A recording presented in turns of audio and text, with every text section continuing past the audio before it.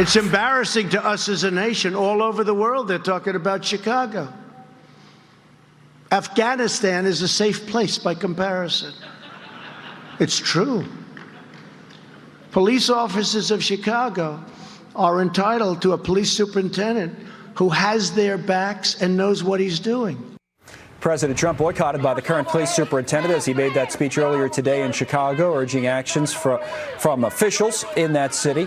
And you see on the screen, protests against the president have been ramping up today as well. Some say the protesters should be turning the focus back to their city leaders over the budget problems, over the teacher strike, over also a cycle of violence that the president talked about. Jeff Flock joins us from the city now. The latest on what's happening there. The president's about to attend a fundraiser, right? Is that this hour? Yes, he is. We're right across the way here at the Trump Tower. Maybe Mark gives you a picture of that. But right across the river from the Trump Tower, huge numbers of protesters. And it does point up the divide in this country. Maybe you see they've come out by the hundreds, maybe 1,000 or more, I would say.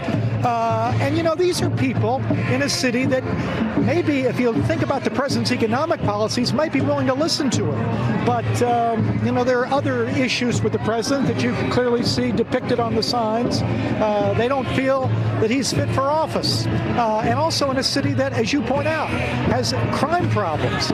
Listen to what the president said today, made an offer to the city in some way. Take a listen.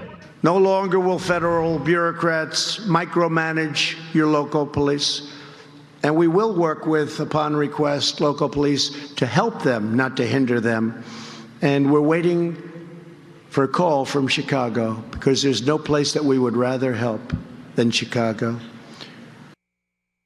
I don't know, Connell, that he's going to get much of a call. Eddie Johnson, the police superintendent, boycotted that speech today and took a bunch of fire from the president as a result. But back to the budget and the money piece of this, you know, the city does have huge problems. On a day when the S&P hits an all-time high, Chicago is about to hit an all-time high in its unfunded pensions. Take a look at the debt burden. You know, a lot of cities and states around the country have unfunded pensions, but Chicago is the all-time king. About $135,000 per household is what it would cost to properly fund the pensions. As a result of that, property taxes go up, and in terms of the value of the homes in this city, I'll tell you, when the debt goes up and the pensions have to be funded, the only way to do that is through increases in taxes, and that has meant that property values don't go up like they do in other parts of the country. Despite that, Chicago is still, I point out, a vibrant city. Take a look at the companies that have, perhaps we also give you a look here at the folks out here, at the companies that have relocated to Chicago, either with corporate offices or new offices. The city, in some ways, financially, is doing fairly well in terms of attracting business. In terms of funding the pensions, not so much. And there isn't an easy way out of that one, as we have said on multiple occasions. I don't have an answer. Maybe somebody will someday. Yeah, I don't know, Jeff. Good, interesting stuff, though. Jeff Flock with a little musical accompaniment out there in the streets of Chicago. I know Chris Hogan's going to want to get in on that fiscal stuff. I saw him nodding his head and shaking it at the same time, DeRoy. But first of all, on the president being the focus of this outrage today, DeRoy, with, you know, as Jeff Flock says, the city of Chicago clearly having its own problems, especially on the fiscal side. Yeah, certainly. They're blaming Trump. I don't know how you blame Trump for the massive shootings. I think I heard earlier 13,000 or something enormous like that. And their fiscal problem, it looks like their debt per household is double what it is in L.A. and about triple what it is in Washington, D.C. I don't think Trump caused that to happen.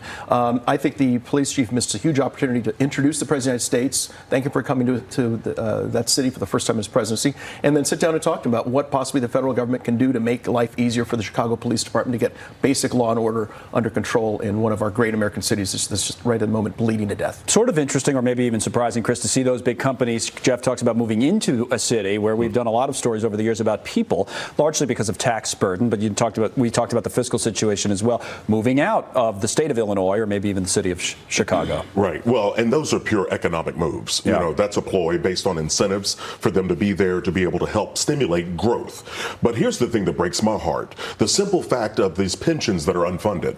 These are people that have worked for 25 and 30 years or more.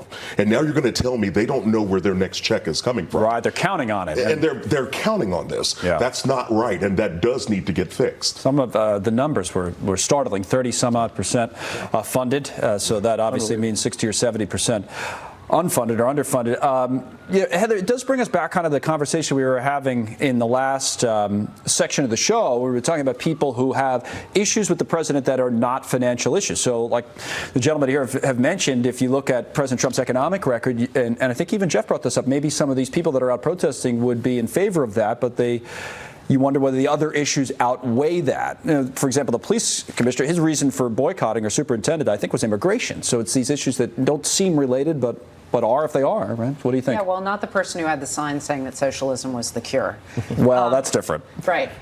So first, shout out to my friends who are at the Illinois Policy Institute. If anybody wants to know what's going on in Chicago in terms of the highest sales tax in the nation, the fourth highest property tax, the fact that by the end of this year, poor Mayor Lightfoot is going to have an additional $1 billion to pay out in pension payments on the nearly $30 billion of pension liability. They are a great resource. They've been really on this issue and are worth looking at their material. In terms of how people are going to vote, I was a laughed at outlier in advance of the 2016 election, DeRoy knows this, saying that Trump was going to win. And my reasoning was that as you got close to the election, Republicans who didn't like Trump, as well as independents, were going to have a forcing event where they were going to have to choose between Hillary and Trump, neither of whom they liked. And Trump was the lesser of two evils.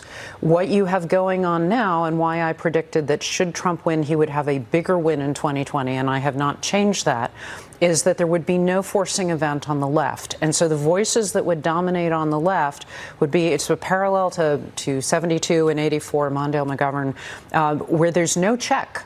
And they go more and more extreme, and that means that there are going to be more and more people who say, the alternative to Trump is so awful that I'm going to hold my nose and You're vote talking for about Trump. Elizabeth Warren, obviously. Whomever. Honestly, people keep saying, well, if the Democrats pick a moderate candidate. But the reality is that even the most moderate candidate in the Democratic field, the Joe most Biden. ones have dropped out, yes, but they're adopting positions and agreeing with policies that the markets and most sensible people who can actually do math have no interest in participating in. And so I think that, you know, what's going on in Chicago is just a reminder to people about why Trump may not be their cup of tea, but he's a better cup of tea than the alternative. It's a binary choice at the end of the day. We mentioned hemlock. The president speaking at this fundraiser. We'll have more on that, if we get any news out of it. In the meantime,